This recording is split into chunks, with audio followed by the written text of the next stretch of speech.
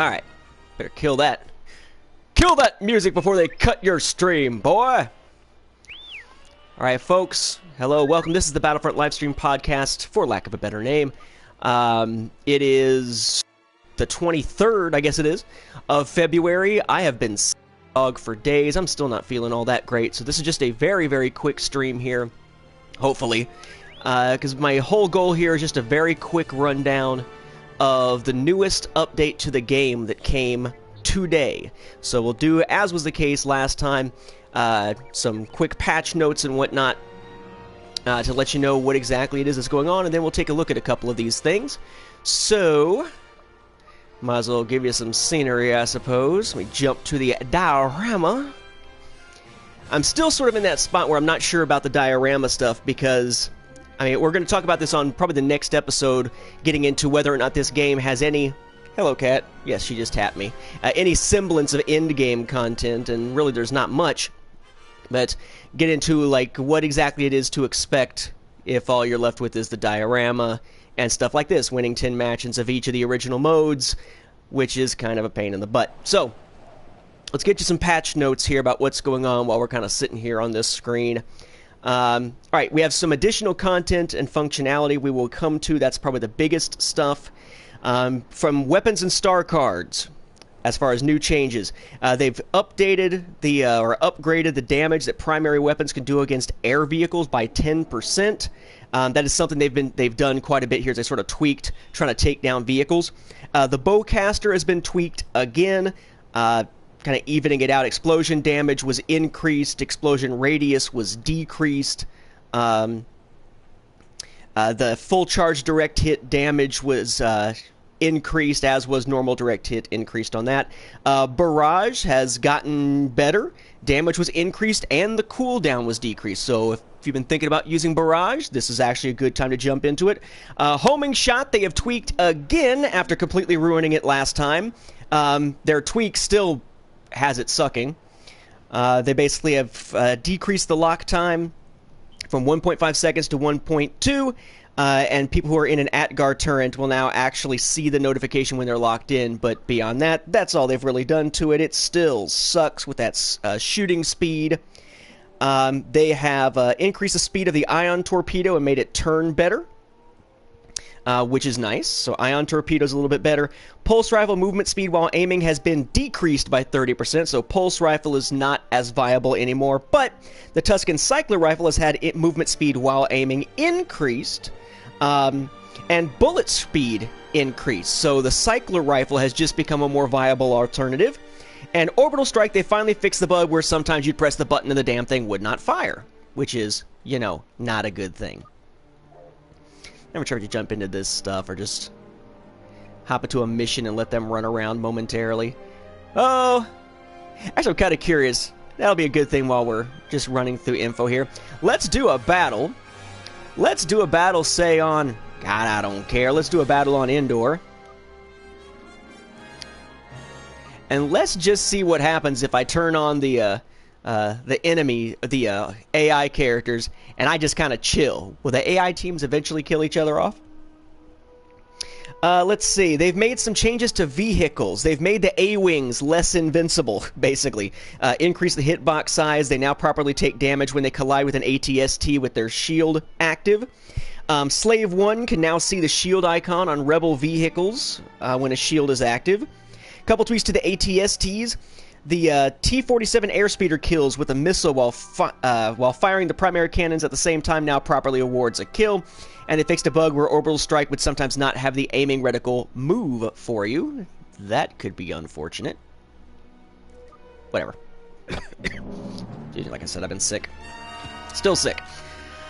Let's see, the T-47. You'll no longer receive an out-of-bounds message on Graveyard of Giants on Jakku during turning point when a control point is captured. Attack and defeat the Imperials. Some changes to multiplayer game modes. Ah, shit. Let's see. So, the pre-round timer has been changed from 30 seconds to 20 seconds. Thank God. Although it was mildly amusing to see everybody just kind of sitting there with their... Can you shoot me? Can you shoot me? You got some stormtrooper aim there, buddy. Okay. Let's see. Lots of changes for walker assaults. The AT-AT health has been boosted significantly depending on which map you're on. Outpost Beta, Junlin Waste, Forest of Endor, Soro Sub, Centraplex, and Graveyard of Giants have all had a boost. It's just a question of by how much. Hey, you found me! I do like the fact that at least on battle and battle mode, you don't have to like actually choose to respawn. Whoa, whoa, whoa, whoa! Here we go. All right, so also on Walker Assault, spawning as an Imperial hero after the AT-AT just passes the second set of uplinks will no longer despawn one of the AT-ATs. That was an issue? You could get an Imperial hero right after the second set of uplinks and one of the AT-ATs would fucking disappear? That's news to me. Second AT-AT no longer bumps into the wreckage on the of the other on the Soro Sub Centraplex when the first one's destroyed during the first uplink. Jesus. I'm dying. Let's see. Droid Run. Correct objective notifications now displayed for all players if someone's killed while trying to claim the droid. Hey! Hey! Hey! Hey! Stop it. Improved spawn zones on Dune Sea Exchange for Droid Run. 2 for Supremacy. They fixed the power-up spawns in Junlin Waste, Forest of Endor, and Soro Sub Centraplex. Improved spawn zones on Junlin Waste, Outpost Beta, and Forest of Endor. So maybe their spawns won't suck anymore. Which would be a welcome change. There you go. Just trying to move around a little bit. So I'm sorry. Wait, what? What the? Okay. You guys notice that? That the little power-up didn't show up. It just blinking blue around a black circle for a second ago till I actually activated it. Let's see. Heroes versus Villain. Whoa, sorry. Heroes versus Villains, one change. They planted the planted turrets on the Dune Sea Exchange will now disappear in between rounds. So if you drop a turret, it will disappear by the next round. Hero Hunt. The improved spawn zones on Ice Caves and Fighter Squadron. Players are now protected while spawning on the Graveyard of Giants. Changes to the missions. Both players now properly see the charge pack pickups if player 1 is using a third star card hand without a charge card. Player 2's changes in control settings no longer update player 1's controls when playing in split screen. Yeah, that's nice. That's nice. That was a bug. Fixed AI spawn issues on Tatooine. In battle, survival wave 10 on Sullust will now always spawn if the player or the team dies and restarts the round, or a player picks up a collectible during the wave 9 transition. I like that. They're referring to these as, you know, oh well, this is an update. It's kind of more like a bug fix. Be nice if they separated out bugs versus the rest in those areas too, as opposed to just the miscellaneous down at the bottom. Partner spawns on Sullust will no longer fail to if the current active player is in a confined area on survival, and co-op players can now unlock the complete on hard difficulty without spending a life if one player dies, then waits for the other to complete the wave so they get a free respawn. That's an interesting thing because I didn't realize that was an issue. I thought that was the way it was always meant to be, which apparently it was, and now they fixed it. So if you're playing survival, if you don't know this, if you're playing survival and you play a co-op version of survival, as long as one of you is alive, you can keep playing through the wave, and at the end of the wave, if somebody is dead, they will automatically respawn. So the end result of that is going to wind up being that you can save yourself from having to spend a life if you can just use 2 players to whittle down a wave and then let one survive to be the one to actually finish the wave, and then you're fine after that. Again, I'm just kind of running around. I'm not even actually trying to do anything so much as just move while I'm talking. Alright, so hero changes this time around. Heroes will no longer get stuck in a stunned animation state. Well, that's nice. Leia now has an Endor outfit updated. We will take a look at that. So that's another one of these outfits that are specific to a particular location, just like Han and Luke now getting the whatchamacallits, now getting the Hoth costumes. Lego fan, you can join. I'm literally not playing though. I mean, I'm literally just kind of standing around doing these. And I believe this is set up as a solo battle, so I don't know if you'll be able to jump into it or not. You're welcome to try, though. If you send me an invitation, though, it's going to jump me into yours, will it not? Not to mention the fact that I can't go out of this to do the joining thing without it screwing up the stream and giving you guys a blank screen and a big old weird blob in the corner like just showed up. Let's see. So, hero changes. We also have Trooper Bane now only knocks back the primary target, not nearby enemies for Leia. Luke, blow me up, will you? Luke has an increased saber rush damage against other heroes, but his lightsaber swing radius has been reduced. Han's zooming no longer displays a gun scope, which it sometimes did, but not always. And Palpatine's shock troopers have been brought more into line with Leia's honor guards as far as primary weapon damage. They've also done some bug fixes for lighting, textures, audio, user interface, text. Legacy control schemes have their layouts more clearly defined. For colorblind players and settings, enemy players highlighted with scan pulse now have the correct settings to be able to be seen on the Jakku maps. There's a couple of PC bug fixes. And they've made sure that the most impressive, and Survivor trophies / achievements have clearer requirements, and playing the objective is now properly rewarded. That's all the stuff other than the big stuff, right? The additional content and so on. So let me get the heck out of here and give you a sense of the new content here. So first off, for those who are downloading this game new, the Jakku DLC content, that content that was originally released early for those who pre-ordered and then, of course, released free for everybody afterwards, that had to be downloaded separately as a DLC. It is now patched into the main game, so you don't have to download it as separate DLC anymore. It can be deleted from the hard drives depending on how your system is set up with that kind of data. We have a new map here. In theory. Oh, nope. I want to choose I keep forgetting you got to select map separately. Alright, so we have the Twilight on Hoth map now for Walker Assault. And Survivors of Endor is coming soon. Twilight on Hoth is also available for Supremacy, Turning Point, Blast, Fighter Squadron, Drop Zone, and Heroes and Villains. So everything but Droid Run, Hero Hunt, and Cargo.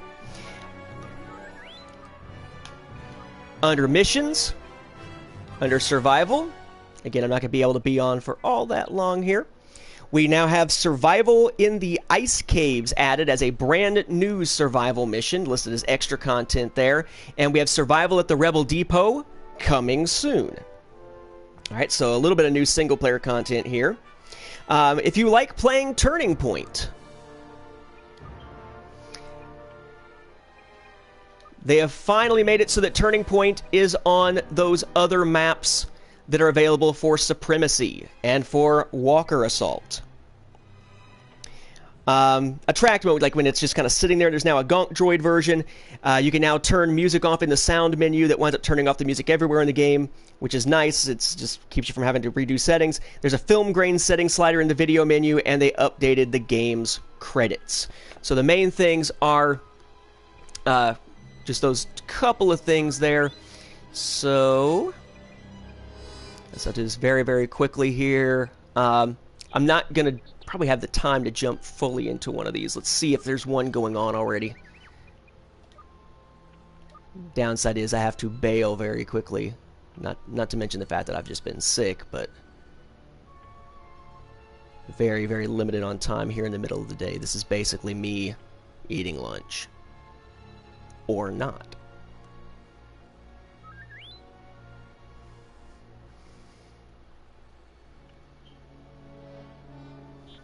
Okay, won't see Walker Assault then.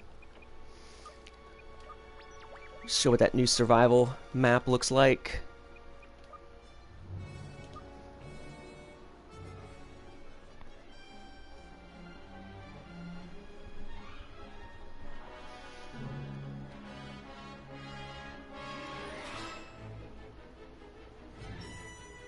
And this will be something where during the next stream, when I have a chance to really spend some time, we talk about endgame content and whatnot, or lack thereof. We'll spend some time specifically making sure to hit all these new maps. Again, my main thing today was that I know that a lot of folks don't go to the EA website to check out patch notes, or don't realize that patch notes are available. I don't know how I can say it more clearly. So, as far as I'm concerned, one of the best things that I can do when new major updates come out, or ones like this where it's like a lot of stuff, just maybe not major new content, is to just hop on here real quick and at least tell you what it is and what to expect, what to keep an eye out for. And then after that, you know, it can be just basically about checking out that new content during upcoming streams. Okay, so we have this area has now become a survival mission. That's pretty cool.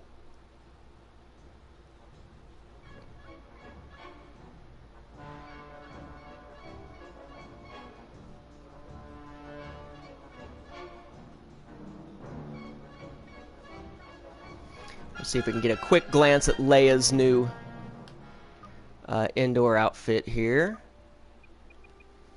Which means going to Heroes versus Villains. Let's see if we can get a Heroes versus Villains going on Twilight on Hoth, perhaps.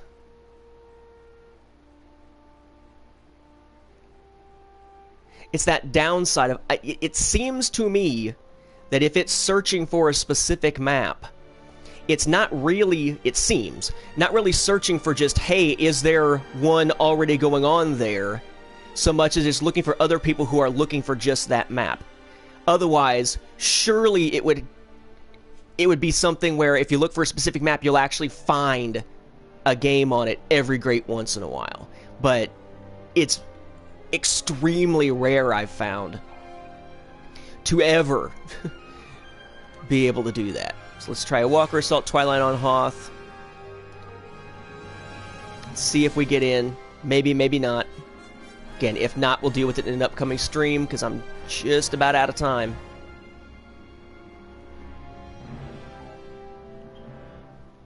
Gonk. Gonk.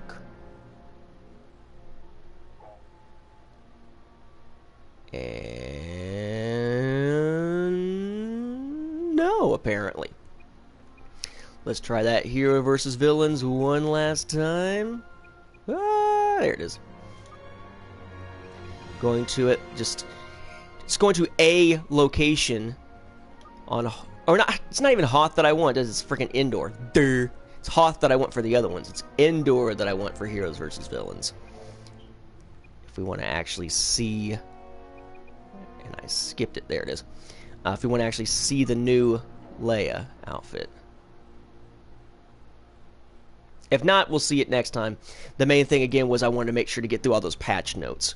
The obvious stuff is the new maps and the ability to play Turning Point on the other maps and Leia's new attire. There we go. The big deal is that stuff. The smaller nuances are the tuning tweaks, nerfing and buffing being done to the different weapons and whatnot, and the bug fixes that you got going on. And I'm going to probably have to be a jerk and disappear here once we actually see the characters. Somewhere out there, someone's going to be like, I hate you! That's okay.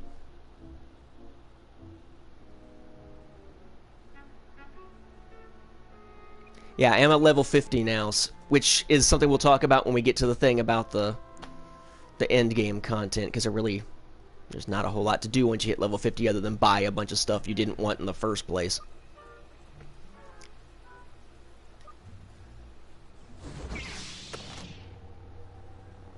Alright, there's Leia right there. Don't forget about Skywalker. Okay, so Leia now isn't a doofus, in that she is no longer running around, on Endor at least, wearing Hoth clothes that should be extremely hot.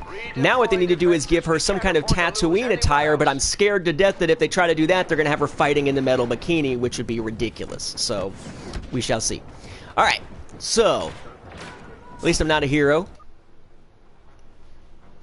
Don't be a hero, Holden. Sorry, I'm reading through the first Expanse book right now, Leviathan Wakes. Not right now, just like right now. Yeah. Alright, folks. So, there's your patch notes, a little bit of information about what's going on, the tweaks that are going on. Again, Cycler Rifle has been buffed, which is nice. Homing Shot has been tweaked, but it's still crap. Bowcaster's been tweaked a little bit, which is nice. Pulse rifle's not quite as good anymore because of the speed that's changed as you're moving. And they've tried to make it a little bit easier to take down vehicles. And if you're playing Walker Assault, it won't be quite as easy a victory for the Rebels because they have boosted the health, so to speak, of the hit points of the Walkers, depending on which map you're on by varying degrees. Interesting that it's varying degrees rather than, well, like, it goes everywhere from, about 5% of a boost to 18% depending on the map that you're on and the ease with which the Rebels were tending to win. I will be back with another stream probably later this week, more than likely, assuming I'm feeling up to it, probably on Thursday. If not, we're looking at maybe one of the mornings on the weekend, whichever day I'm not recording a podcast, an actual podcast. I know it definitely will not be tomorrow, and will not be later today. I'm going to take some more medicine and see if that finally knocks out all the coughing and scratchiness so that I can actually be, fully up to speed.